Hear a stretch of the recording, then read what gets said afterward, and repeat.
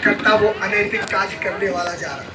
परमात्मा किसी के पाप पुण्य, किसी के गुण दोष का चिंतन नहीं करता।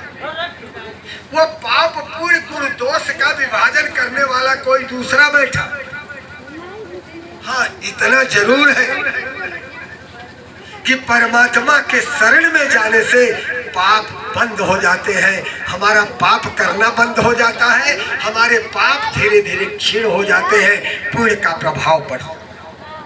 फर्क कितना ही पड़ता, और कुछ नहीं। और निवेदन कर दूं एक बड़ी महत्वपूर्ण बात, बने रणे शत्रु जलाग्नि मध्य महारणवे पर्वत मस्तके व सुप्तम प्रमत्तम विषम स्थितम व रक्षन्ति पुण्यानि पुराणि।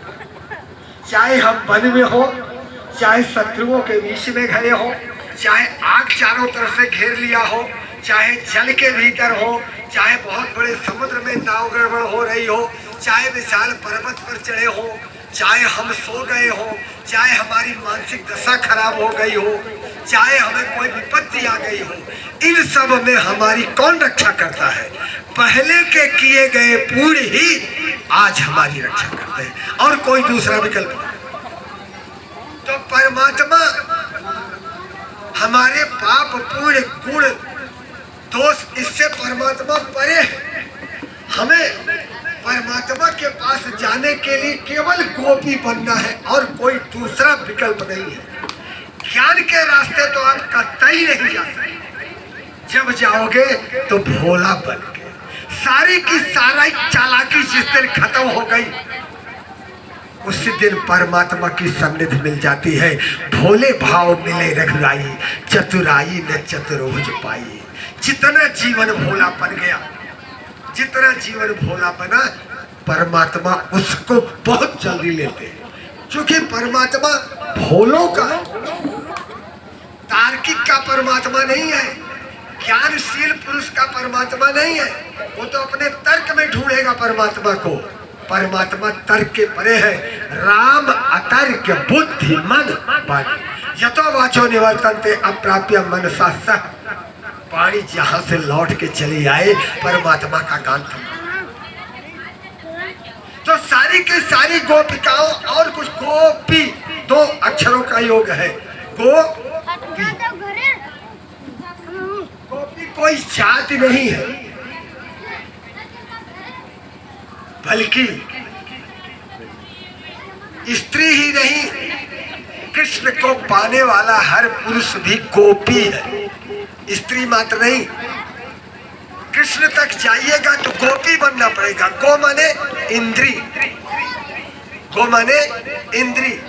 तो हमारी 5 कर्मी इंद्री है, 5 ज्ञानी इंद्री। इन 10 इंद्रियों के साथ मन जब परमात्मा श्री कृष्ण में रत करने लगे, तब जीवन गोपी का हो जाता है।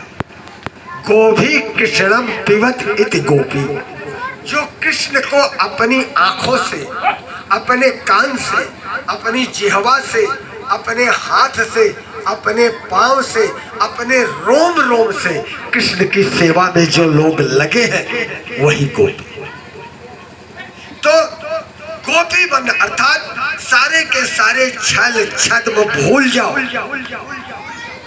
भगवान इसीलिए बार बार कहते हैं कि सर्वधर्मान परित्यज्य मामेकं शरणं व्रज। संसार के सारे धर्मों का परित्याग करो। क्यों?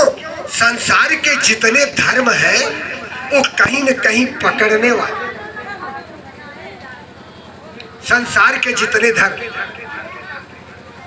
एक ब्राह्मण देवता है, आत्मदेव नाम है, बड़े ज्ञानी है, सब कुछ है, लेकिन पत्नी और बेटे का ऐसा मोह बांध रखा है कि बेटा इतनी दुर्दशा कर रहा है आत्मदेव की, लेकिन मोह के कारण घर का परित्याग नहीं कर रहा है। जब